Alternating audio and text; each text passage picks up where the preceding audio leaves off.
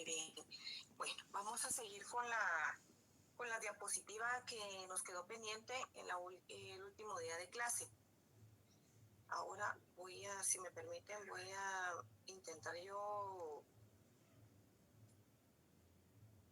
compartir mi pantalla porque la otra vez tuve problemas técnicos. Dime un segundo, por favor.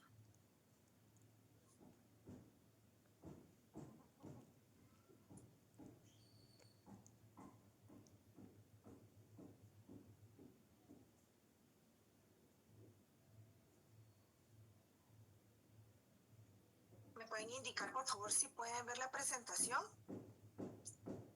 Sí, se ve. Sí, se ve. Perfecto, muchas gracias. Entonces, nosotros nos habíamos quedado...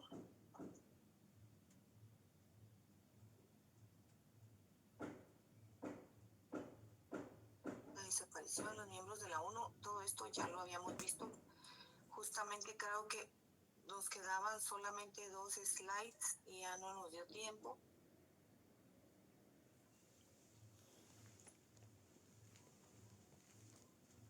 Pero vamos a iniciar desde aquí.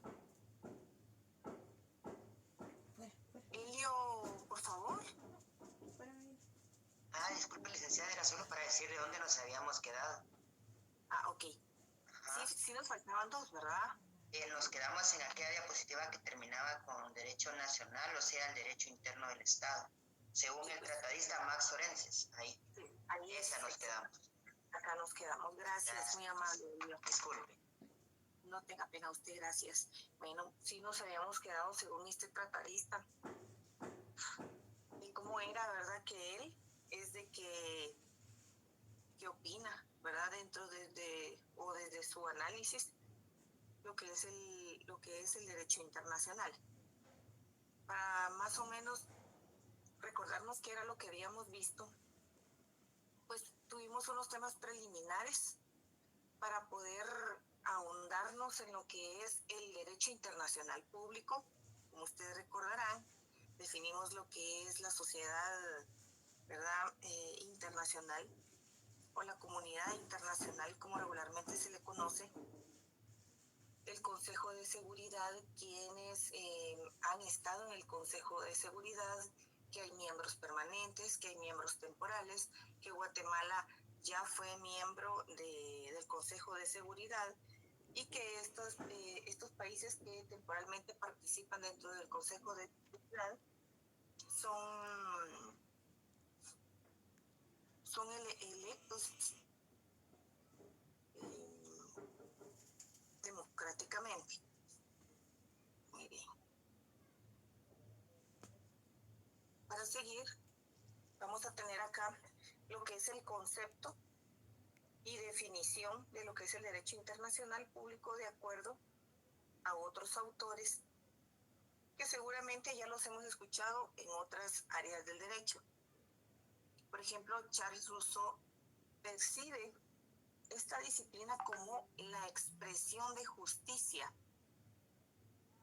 en las relaciones internacionales o el conjunto de reglas que en un momento dado se hallan en vigor en la sociedad internacional.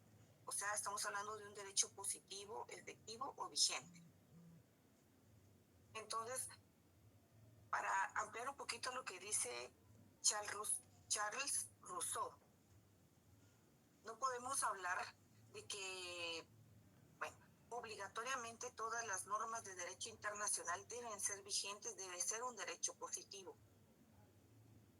Estamos hablando de un deber, por supuesto, que tal como pasa dentro de la normativa interna de cada uno de los estados, pongamos de ejemplo Guatemala, hay muchísimo derecho, muchísimas leyes que existen y que no se utilizan, que es un derecho, ¿verdad?, no vigente o que no, en realidad, pues no ha tenido un uso o se encuentran en desuso más bien.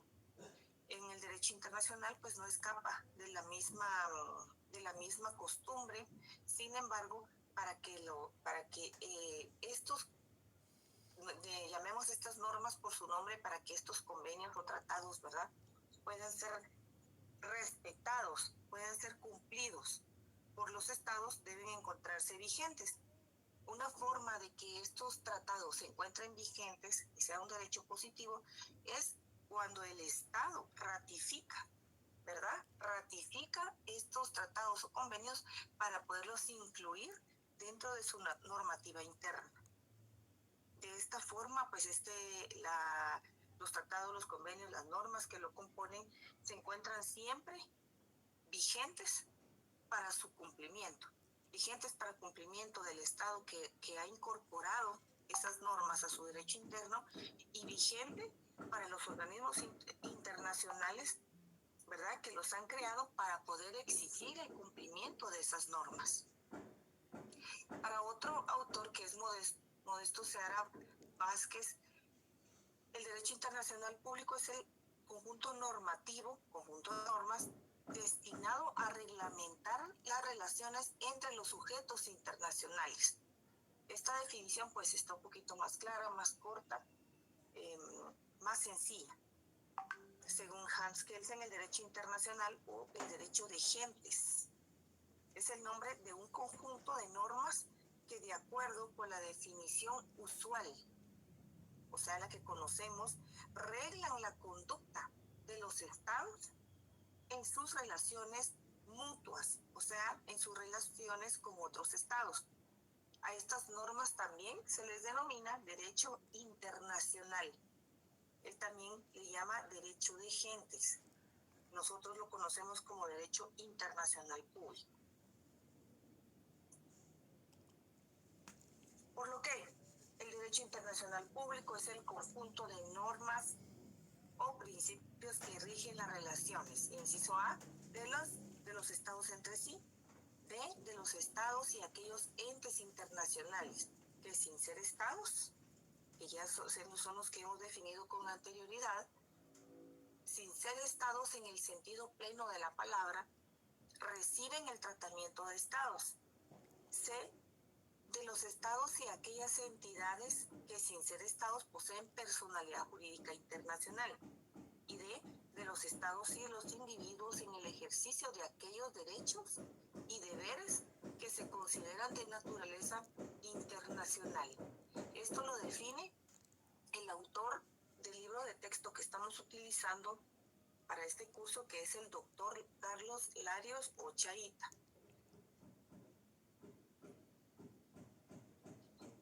La existencia del derecho internacional público.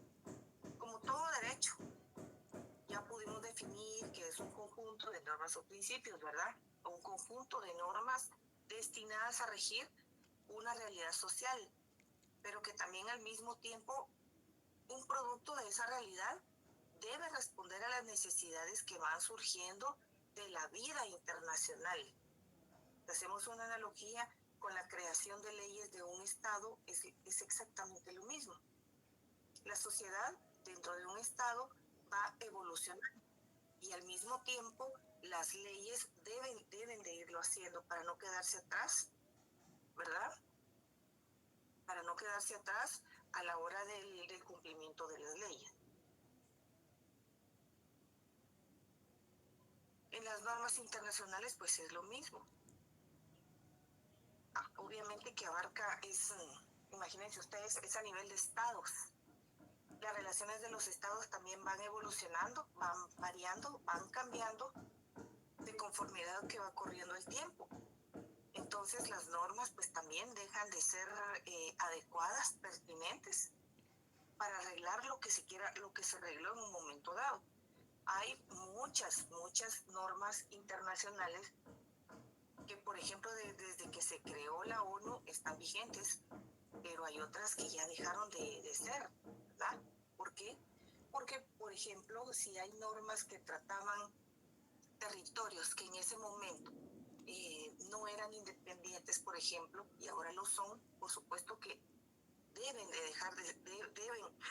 de ser expulsadas del derecho internacional. Entonces, hagamos una analogía tal cual, la creación de leyes interna en un Estado debe de mediar.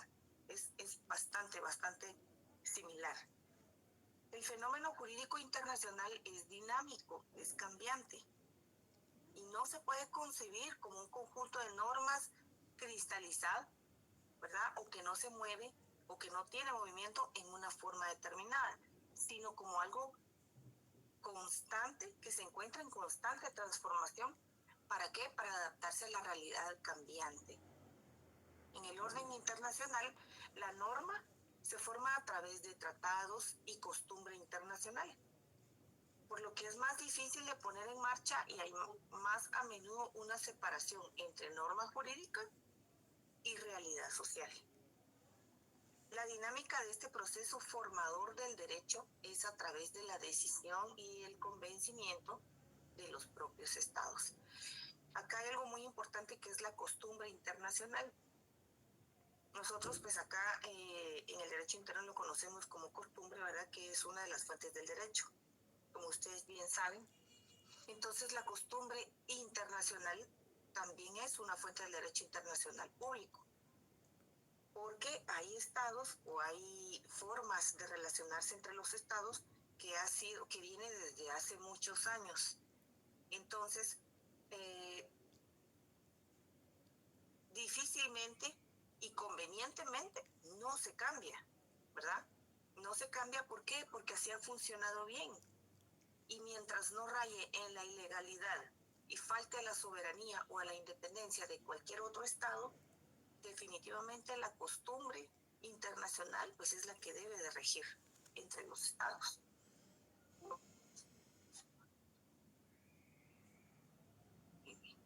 Ya terminamos esta diapositiva, ahorita les voy a poner la siguiente.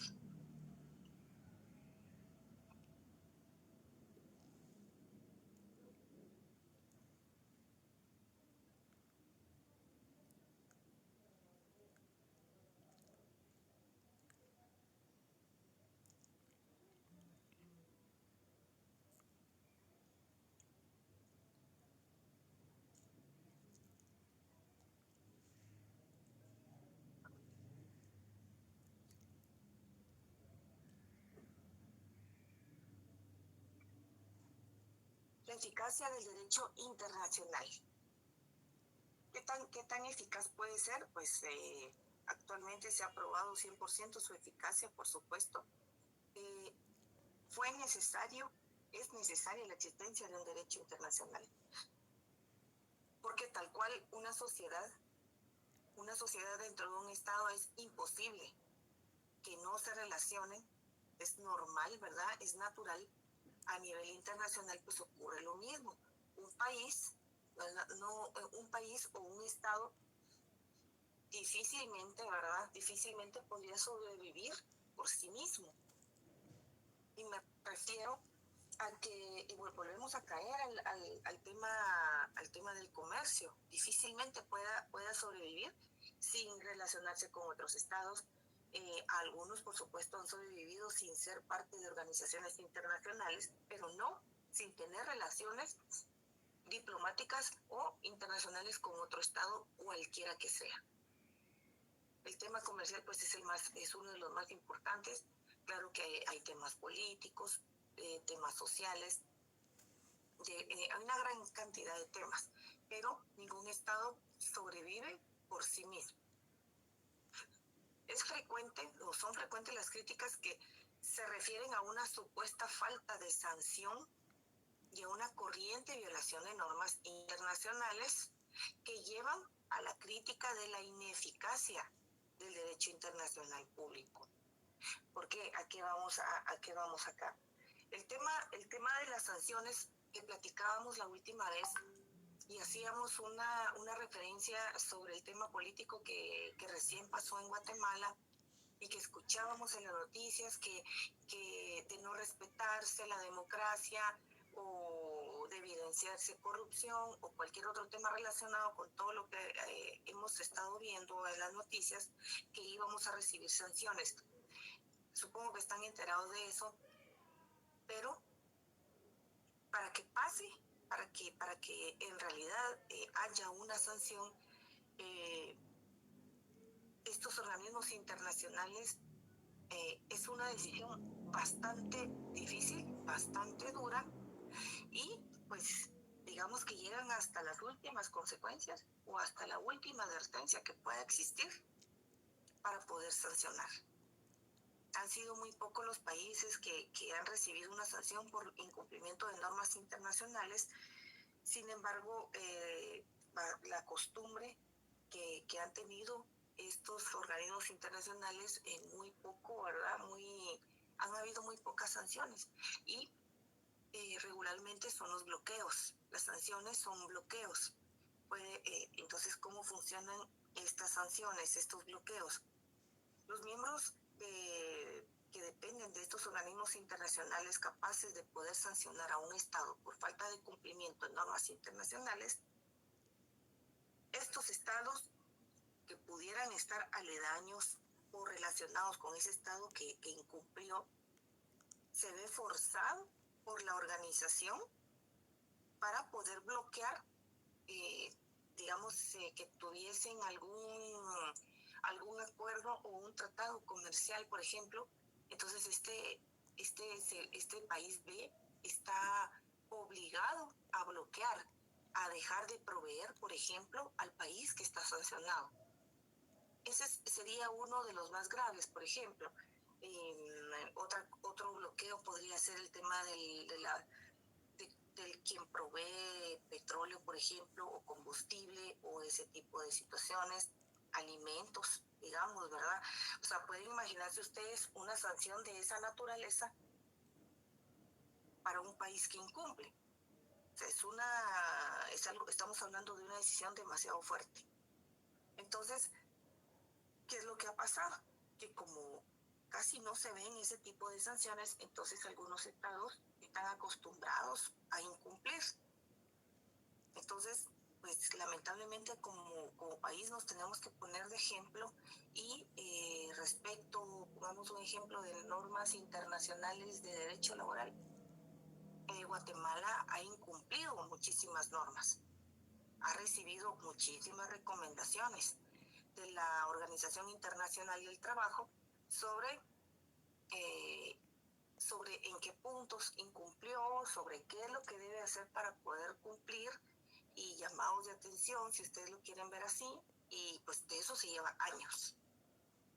Con esa situación llevamos años y las organizaciones, por ejemplo, de trabajadores plantean sus quejas ante la OIT, las organizaciones de empleadores plantean sus quejas ante la OIT, y pues es un círculo vicioso, si lo quieren llamar de alguna manera, y pues producto de estas quejas hay recomendaciones, que era lo que platicamos la otra vez, que son recomendaciones entre comillas, porque en realidad pues prácticamente es una orden, ¿verdad?, la que se está recibiendo.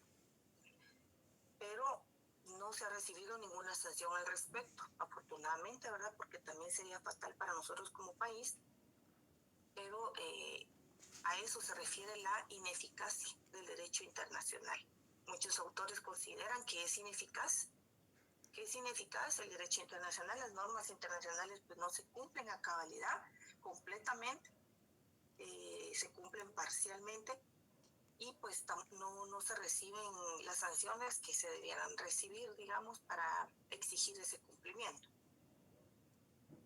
Entonces se critica que el derecho internacional público no es respetado en forma constante y sistemática y que carece de coercitividad. La existencia de un orden jurídico es una realidad objetiva, cuya existencia se verifica en la historia. La virtualidad del derecho internacional público está confirmada por la experiencia, la práctica de los estados y la jurisprudencia, pero respondiendo a las características de la sociedad internacional. La sociedad de los estados soberanos se encuentra organizada en una sociedad horizontal, institucionalizada con un número limitado de sujetos que parten del principio de la igualdad formal, o sea, la igualdad soberana. Pues en teoría se podría decir que todos los estados, al ser soberanos e independientes, pues son iguales todos, ¿verdad?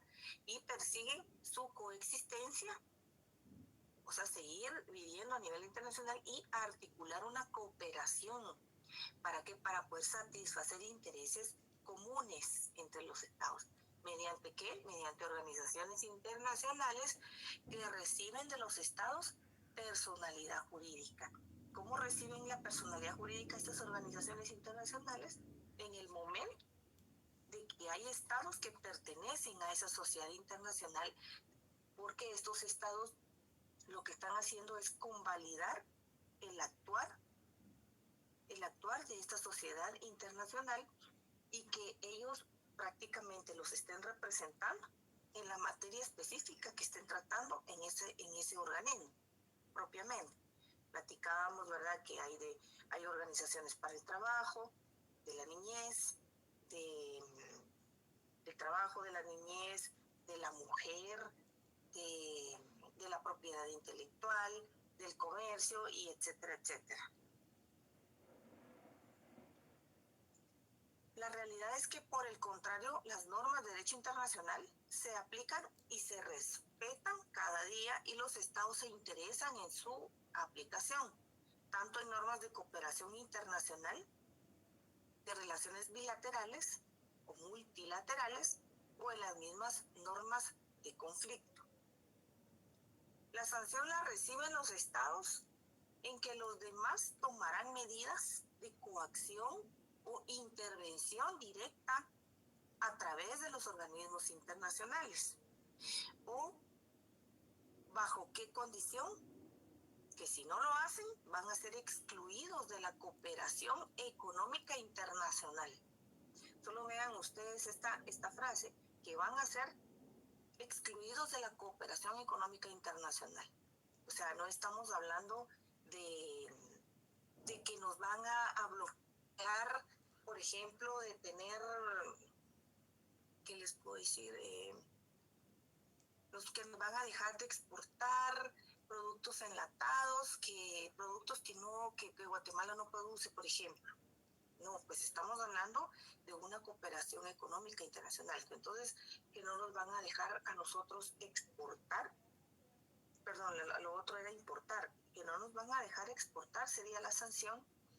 Por ejemplo, que lo que nosotros producimos, que en este caso es el azúcar, la caña, el azúcar, el café, entre otros granos básicos, algunas verduras, que son, ¿verdad?, lo que ayuda a Guatemala a poder estar vigente, digamos, dentro del comercio.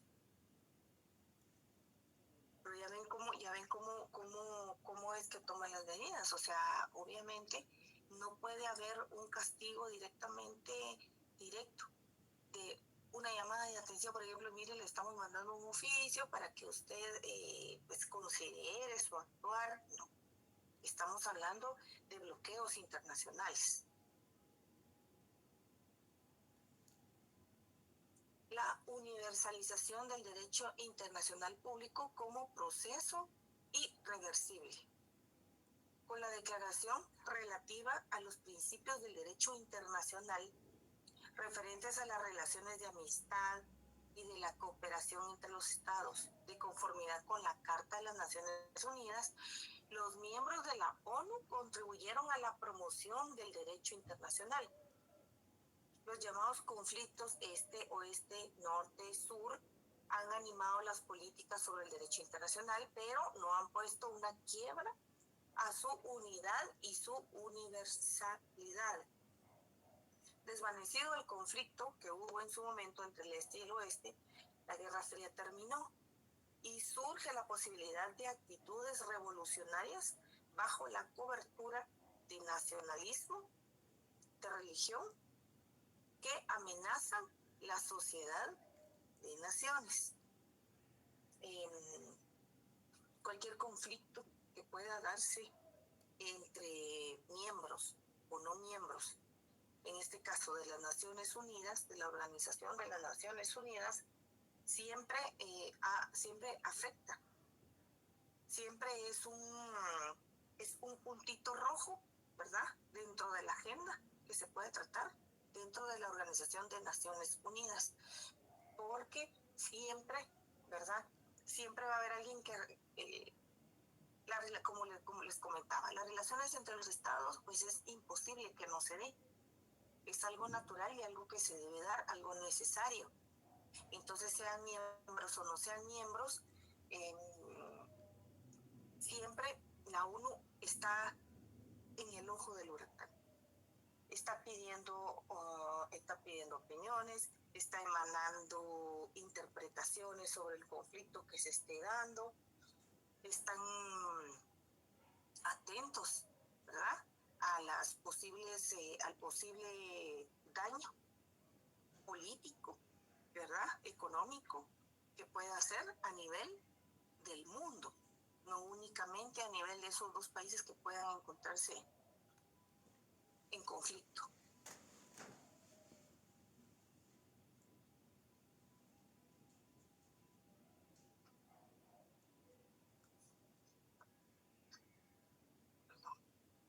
A manera de ejemplo, la Guerra Fría fue un periodo marcado por un conflicto político ideológico entre Estados Unidos y la ex Unión Soviética, URSS. Entre el 47 y el 91 pasó esto. En este tiempo polarizó al mundo en dos grandes bloques. Uno que se alineó con el capitalismo y el otro que se alineó con el comunismo. O sea, el mundo se dividió en dos opciones nada más. O apoyamos el capitalismo o apoyamos el comunismo.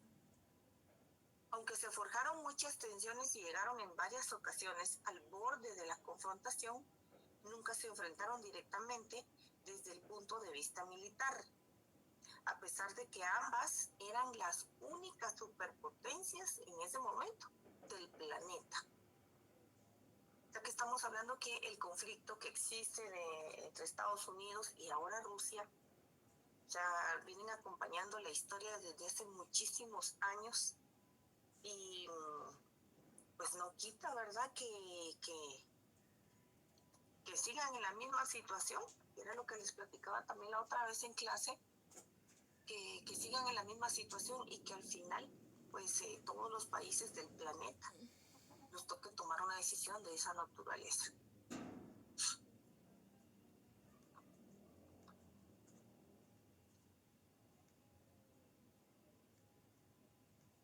Okay.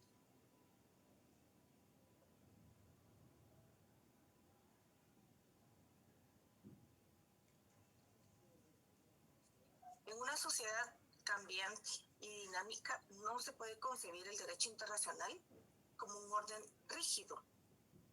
No se puede. Siempre habrá quienes ataquen el status quo, dada la frustración de sus intereses y aspiraciones.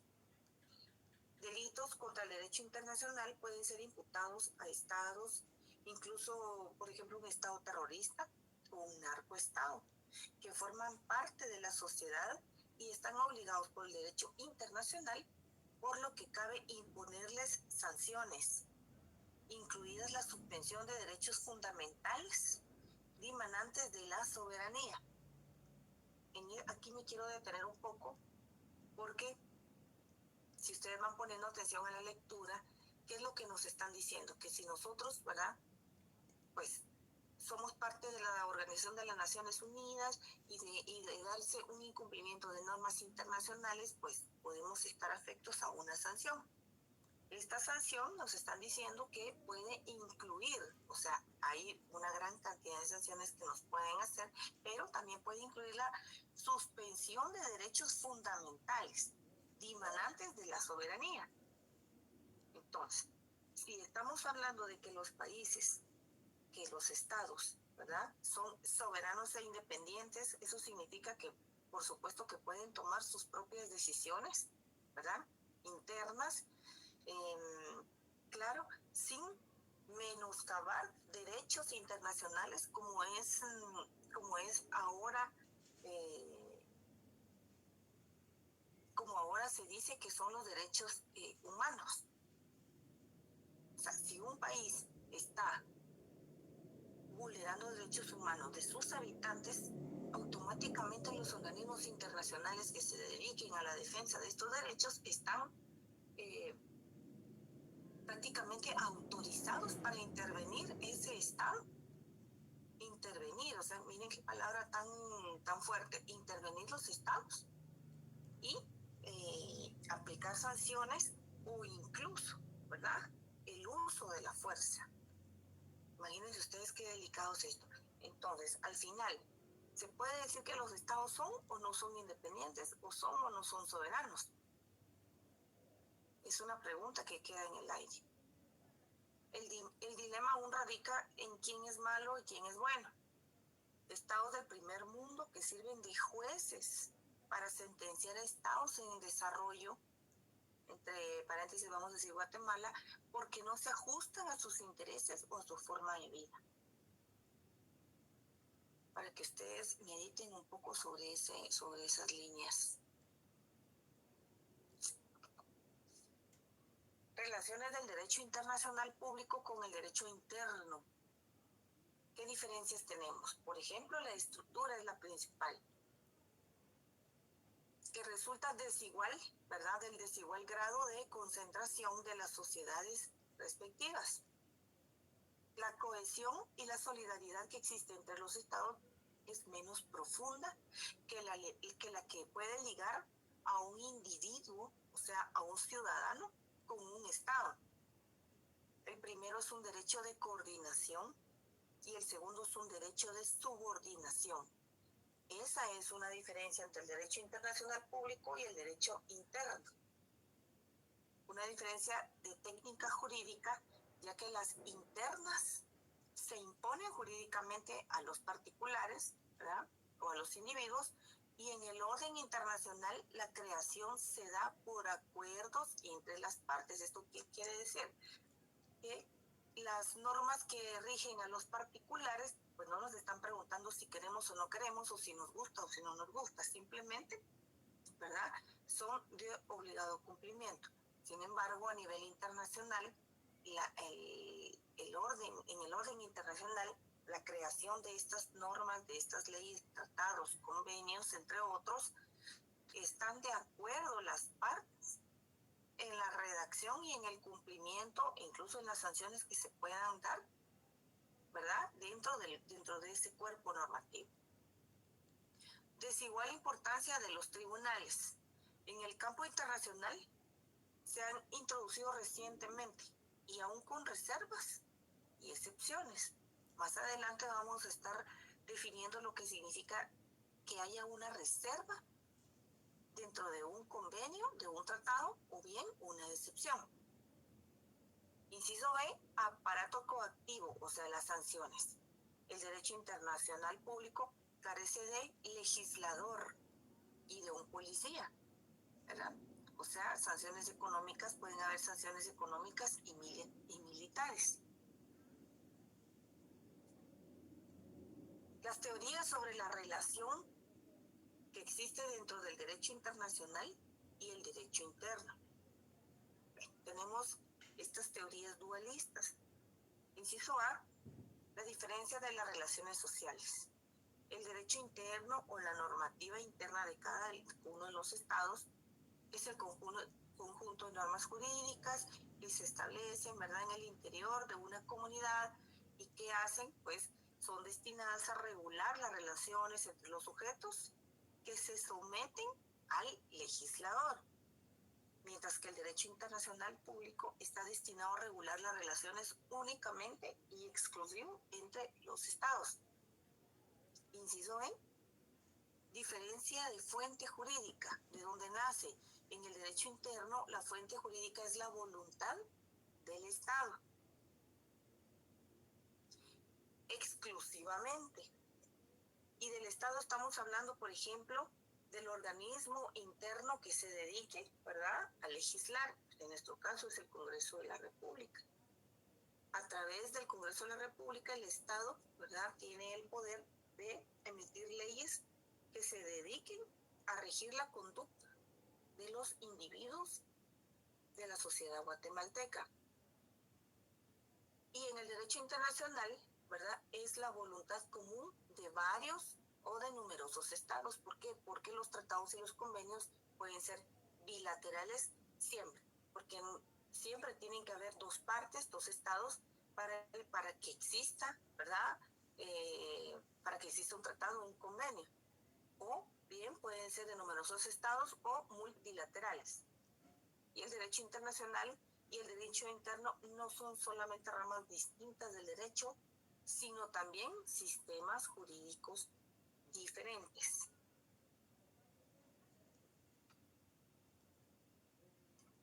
También tenemos, aquí eran teorías dualistas y estas son teorías monistas. Inciso A, supremacía del derecho internacional. No puede considerarse que el derecho internacional y el interno sean dos sistemas jurídicos diferentes, sino dos partes del sistema general único. El derecho interno, con aplicación dentro del dominio de la competencia que tiene el Estado, se encuentra subordinado al derecho internacional, que es el que fija los límites de esa competencia del Estado. Estamos hablando de una teoría totalmente contraria a la dualista. Inciso B, en el tema de la supremacía del derecho.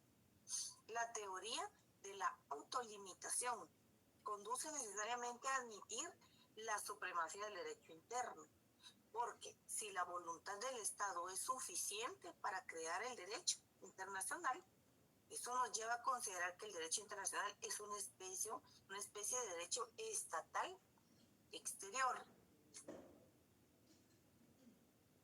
Acá tenemos dos lados de la moneda, ¿verdad?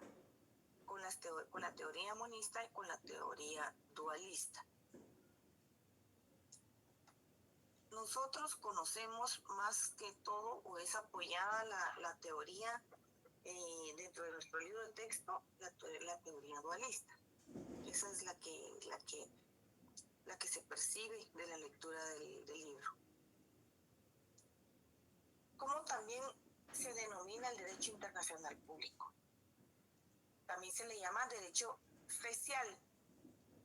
¿Debido a qué? A que en Roma, dentro del Imperio Romano, hubo un funcionario especial que se encargaba de esas formalidades relativas a las declaraciones de guerra y a la conclusión de tratados de paz. Pues a eso se ha reducido, ¿verdad? Se ha reducido el nacimiento, por ejemplo, de los primeros aportes, ¿verdad?, de la historia en lo que respecta a la iniciación, al nacimiento del derecho internacional público. También se le llama ius gentium, que entre las ramas tenía dos significados. Tenía dos significados. Inciso A, en su sentido opuesto al ius civile, que era el derecho aplicable solamente dentro del Estado romano a los extranjeros. Y B, disposiciones de orden legal establecidas por la razón natural por todos los estados de la tierra.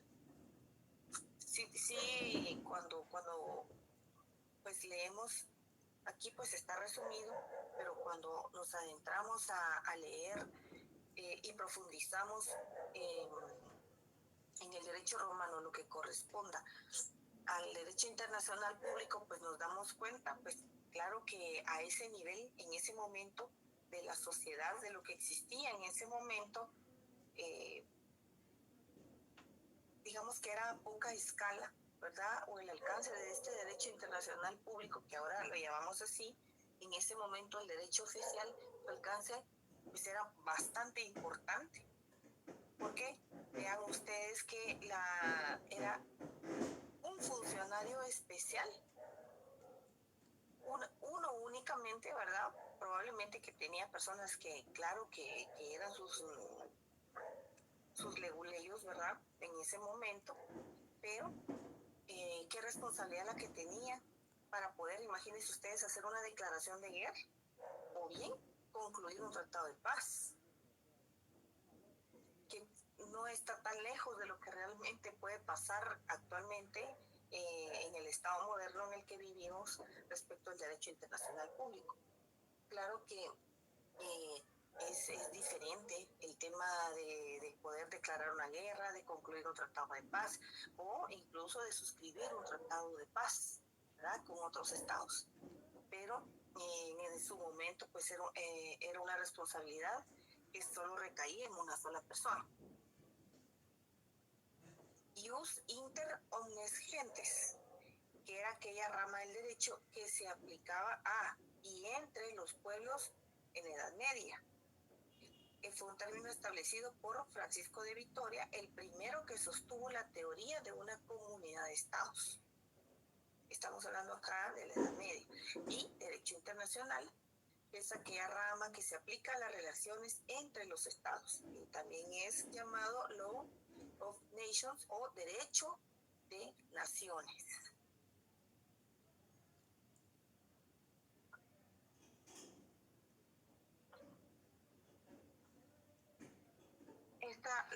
La evolución histórica, pues ya nos hemos ido adentrando en esta evolución histórica, pero también es importante saber que existió una escuela de tratadistas que se enfocaron, ¿verdad?, en el origen del derecho internacional, con el nacimiento de los estados más antiguos, que en su momento fue Egipto, Fenicia, Esparta, Atenas, India, China, España, Inglaterra y Francia.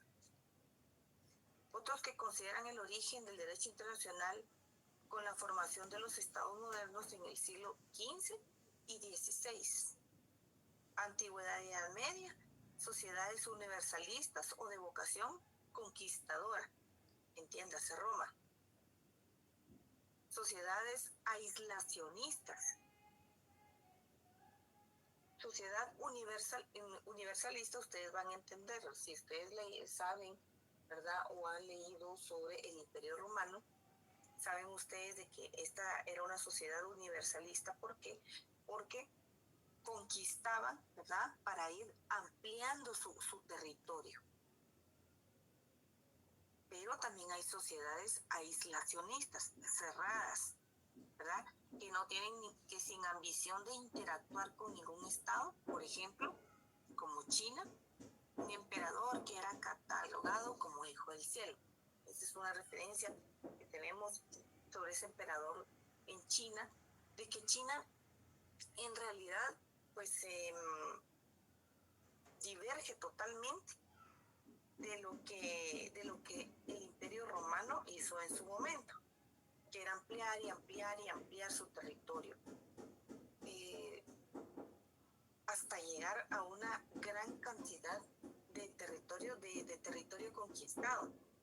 Sin embargo, China pues fue un estado cerrado y pues prácticamente se dedicaban únicamente a lo que tenían históricamente. Los tratados internacionales se remontan al año 2500 a.C., cuando las dos ciudades-estados, por ejemplo de Lagash y Uma, en Sumeria, establecieron un acuerdo para poner fin a una controversia sobre el agua a lo largo del río Tigris, y que suele considerarse el primer tratado de la historia. La formación del Estado moderno.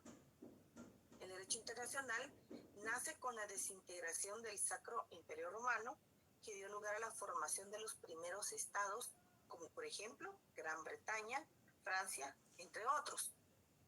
El comercio internacional, el descubrimiento de nuevas tierras, condujeron, ¿verdad?, a la necesidad de establecer principios, reglas, normas, ¿verdad?, que pudieran reglamentar esa conducta de los pueblos, de las relaciones que fueron existiendo inevitablemente de un estado con otro estado o de un pueblo con otro pueblo, y que nacía de estas relaciones, pues podían hacer declaraciones de guerra o declaraciones de paz, pero se empezaron a dar los tratados de paz comerciales y los diplomáticos.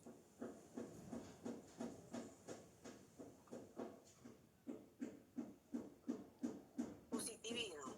Su máximo exponente fue Hugo Grocio. A él se le considera el padre del derecho internacional. Para él, la base de todo derecho es el derecho natural. ¿Y qué es el derecho natural? Es un conjunto de leyes derivado de la razón universal. Principios pacta sunt servanda, libre de navegación de los mares. Y el jus gentium opuesto al jus naturale. siendo el primero la ley costumbrista de las naciones formadas por conducta y voluntad de las mismas, o sea, el jus voluntario. Entonces acá recaemos nuevamente a la costumbre internacional. ¿Qué pasaba en ese momento? Saben ustedes que el comercio en ese momento se daba a través del mar, era uno de los medios más importantes de transporte en ese momento, el más viable, por decirlo así. Entonces, ¿qué pasaba? Las rutas marítimas para poder navegar ya estaban puestas, ya eran conocidas, ya se sabía por dónde pasaban, por dónde no pasaban, muchas veces incluso por peligros o por accidentes geográficos. Entonces, con el tema de que tuvieran que suscribir algún acuerdo, era únicamente para poner en el papel que la ruta marítima iba a cruzar por A, B, C o D estado, ¿verdad? Estamos hablando obviamente de los mares que pueden encontrarse enfrente de estos estados y que podían navegar sin ningún problema. Entonces, no podían cambiar, por ejemplo, era absurdo que cambiaran, por ejemplo, las rutas de navegación solo porque uno de los estados pues no le gustaba que pasaran enfrente de sus tierras. Entonces, la costumbre internacional es una de las fuentes principales del derecho internacional y que van acompañado de la pacificidad entre los estados, porque ese es uno de los principios más importantes del derecho internacional, que haya acuerdo pacífico siempre. Bueno, y el naturalismo, Francisco de Vitoria y Francisco Suárez consideran que el derecho natural como fuente del derecho internacional, todas las leyes se derivan y están subordinadas a la ley de Dios. ¿De quién? De quien emana la ley natural, como un cuerpo permanente de principio enraizados en el orden divino. Entonces, cuando hablamos de derecho natural respecto al naturalismo, es de que así como nos relacionamos, ¿verdad? Así es como Dios, pues en esta corriente del naturalismo, es como Él dejó en la tierra, ¿verdad? Y que se debe respetar. También es una corriente que apoya la costumbre, ¿verdad? La costumbre de las naciones en ese momento, pero de que deviene, ¿verdad? Que este orden, que este impuesto deviene de Dios. En cambio, el positivismo, estamos hablando de que su máximo exponente, pues, el derecho natural que él explica, ¿verdad? Que él interpreta, lo relaciona directamente, ¿verdad? De la evolución de la sociedad, de lo que van haciendo, de conformidad, ¿verdad? Se van dando las relaciones entre los individuos, pero en el presente caso, entre los estados. Yo creo que vamos a llegar hasta acá porque todavía nos faltan varias para poder finalizar y no quiero que nos quedemos tan atrasados. Bueno, entonces vamos a dejar la clase hasta acá. Muchas gracias por su atención. Que todo esté muy bien y nos miramos primeramente Dios el día martes. Que tengan buenas noches. Gracias, Lick. Feliz noche. Buenas noches.